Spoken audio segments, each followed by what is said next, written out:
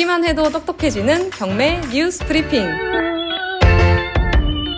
네, 안녕하세요. 도기환입니다. 자, 오늘은 임차권 등기 신청에 관한 어떤 이제 뉴스가 있습니다.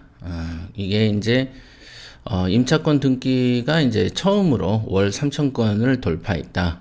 이렇게 나오는 기사거든요. 한번 읽어볼게요. 그러니까 최근 전세값 하락하고 전세 사기 등의 여파로 보증금을 돌려받지 못하는 세입자가 늘면서 임차권 등기 명령 신청 건수가 이제 사상 처음으로 3,000건을 돌파했다. 이렇게 되어 있는데요.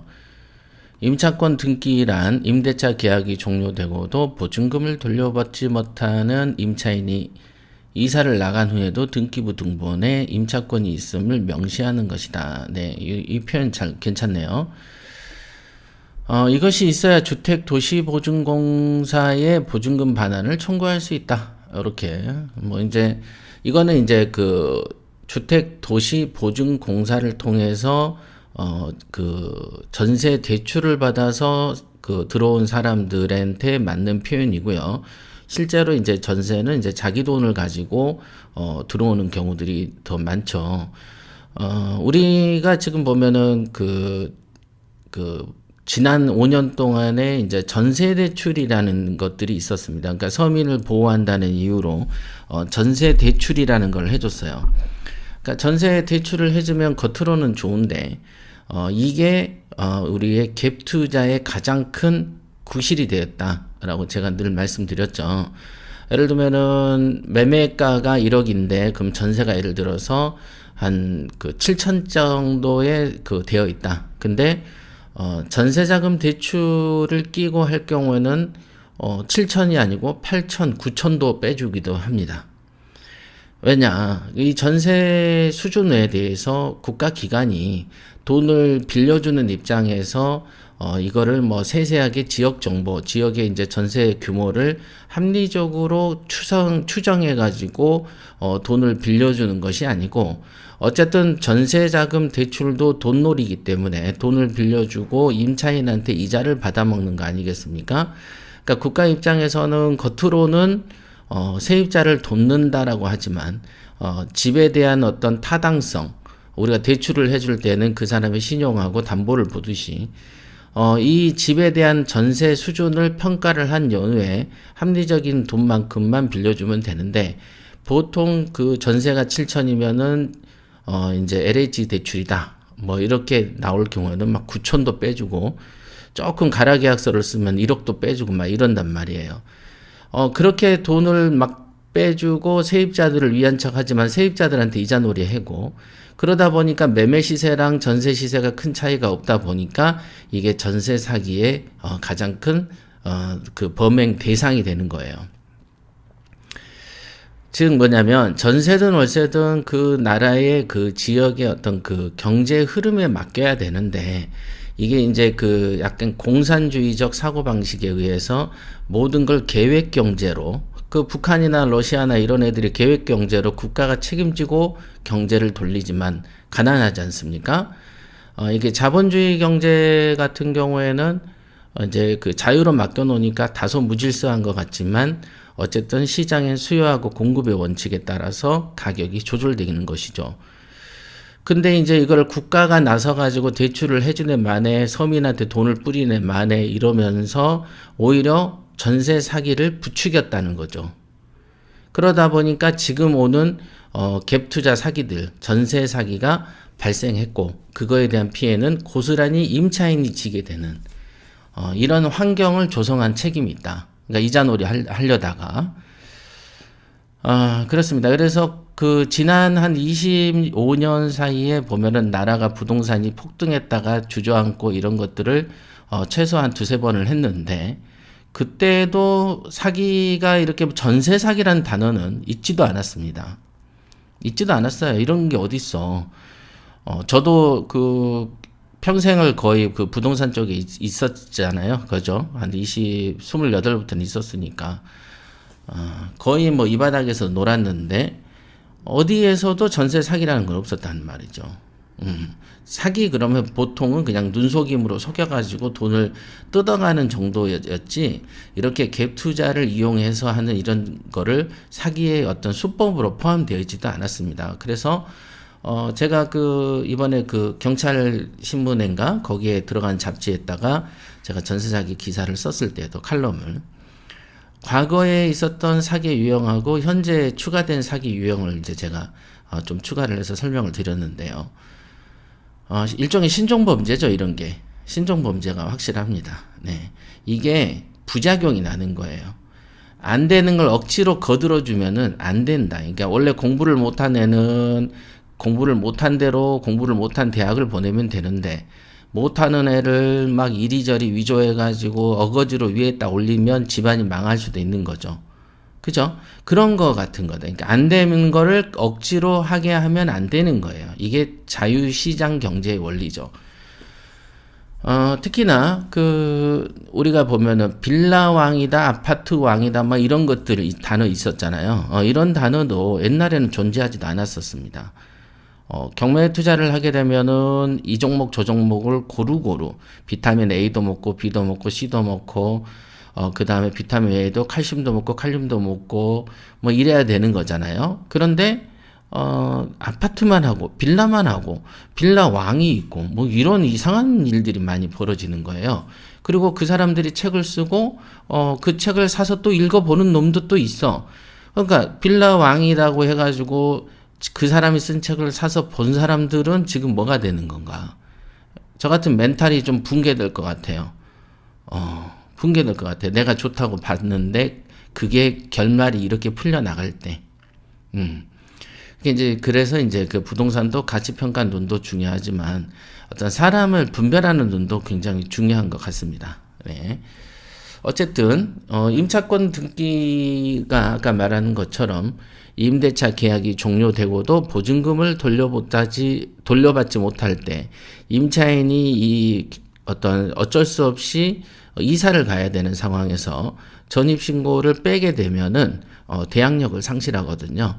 그래서 이 대항력이라는 게 있어야지 이 집이 경매로 당했을 때 내 순서를 보존받는 거거든요. 내가 줬던 임차 보증금을 돌려받을 수 있는 가장 빠른 법적 근거를 등기부에 새겨놓고 나가는 걸 임차권 등기라고 한다. 이렇게 보시면 되겠습니다. 근데 임차권 등기가 많이 늘었나 봐요. 3,400건으로. 그래서 2019년 4월 1,009건을 마지막으로 계속 월 1,000건 밑으로 돌았는데 22년 8월부터 1,000건을 돌파한 후에 올해 1월에는 2,000건을 넘겼고 지난달이죠. 3월 처음으로 3,000건을 넘겼다. 이렇게. 요즘에 이제 전세 가격이 내려가고 있지 않습니까? 전세 가격이 내려가면 매매 가격도 아래로 내려가게 되는 겁니다. 이거는 되게 맞아요. 그러니까 전세 가격이 올라가면 매매 가격을 밀어 올리는 거죠. 요즘처럼 전세 가격이 내려가면 매매 가격도 내려가는 게 되는 거예요. 점점. 임차권 등기는 소송을 제외하고는 세입자가 취할 수 있는 가장 강력한 조치다. 이렇게 되어 있고요.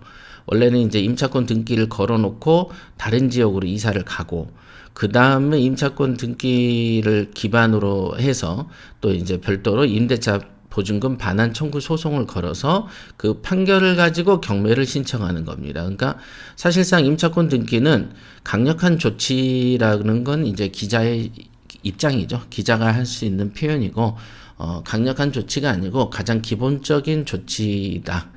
내가 이사 갈 때 임차권 등기를 하고 나가세요. 요게. 근데 여기서는 왜 세입자가 취할 수 있는 강력한 조치라고 하는지 모르겠네요. 이거는 이제 보수적이고 소극적인 방어적 조치다라고 보는 게 맞습니다.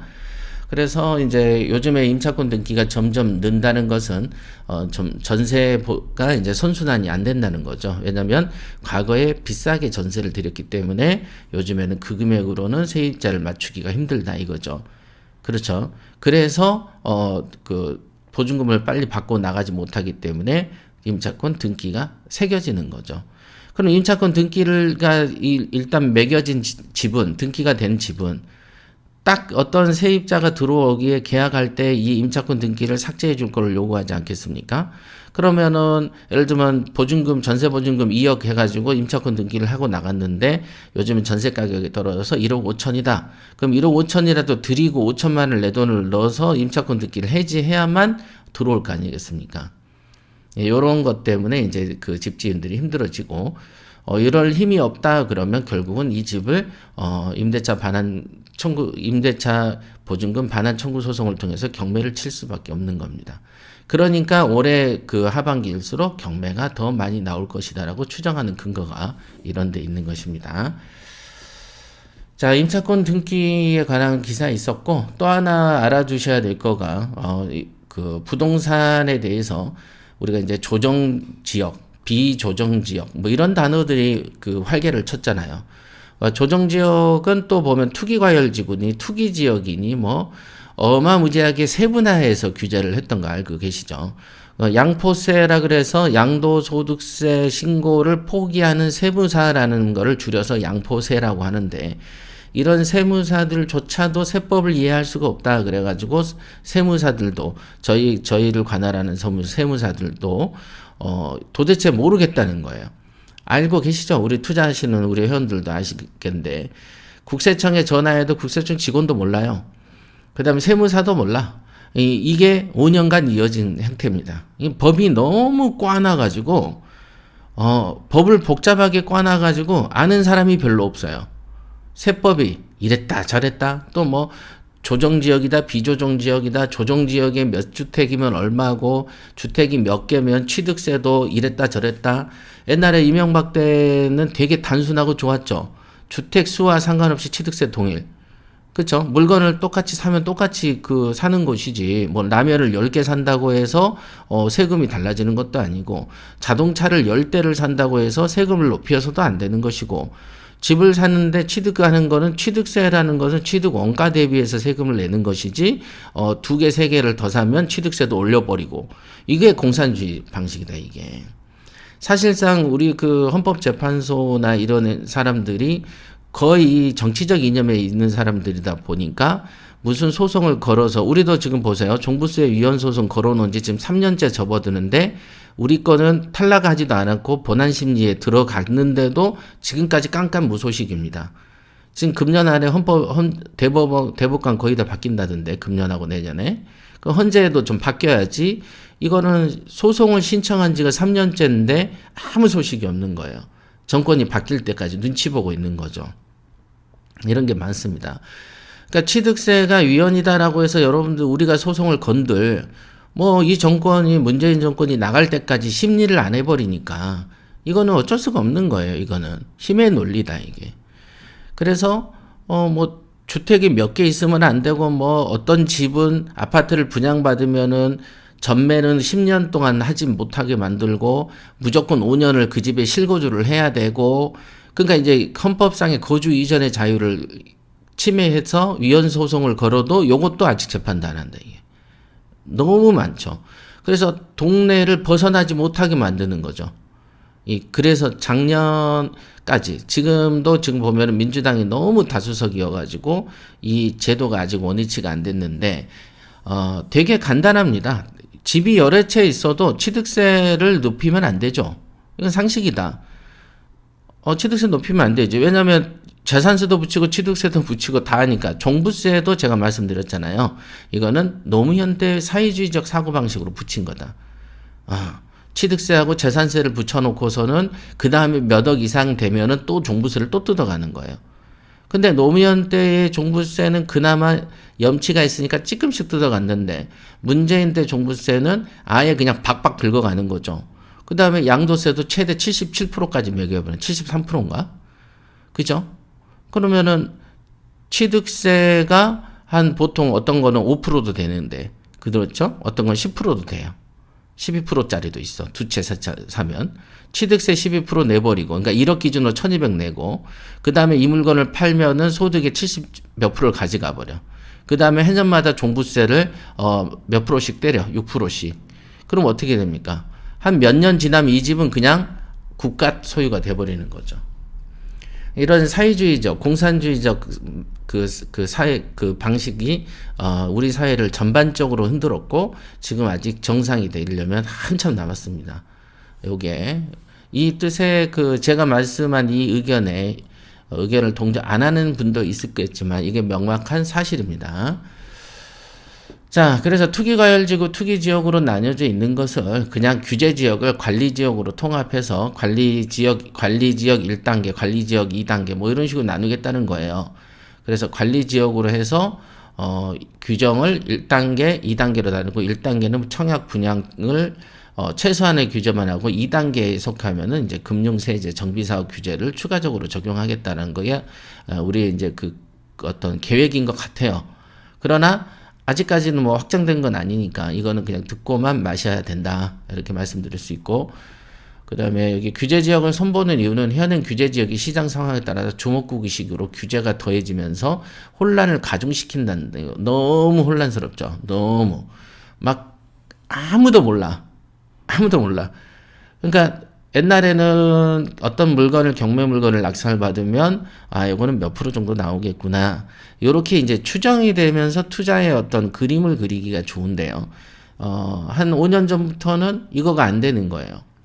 이거는 뭐 LTV니 DTI니 DSR이니 이런 거 오죠. 신용이 어쩌니 소득이 어쩌니 카드 매출 대비해서 어쩌니 뭐 10몇 억이면 어쩌니 뭐 지역이 규제냐 비규제 지역이냐에 따라서 또 달라지고 집이 몇 개 있냐까지 달라지고 내 명의로 몇 개 있냐에서 그러면 가족 명의로 몇 개 있냐까지도 또 정해지는 그러다 보니까 지그들이 생각해도 뭔가가 너무 지나치다 싶으니까 1억 이하의 시골은 좀 풀어주고 3억 이하는 좀 풀어주고 뭐 인간 누더기가 되는 거예요.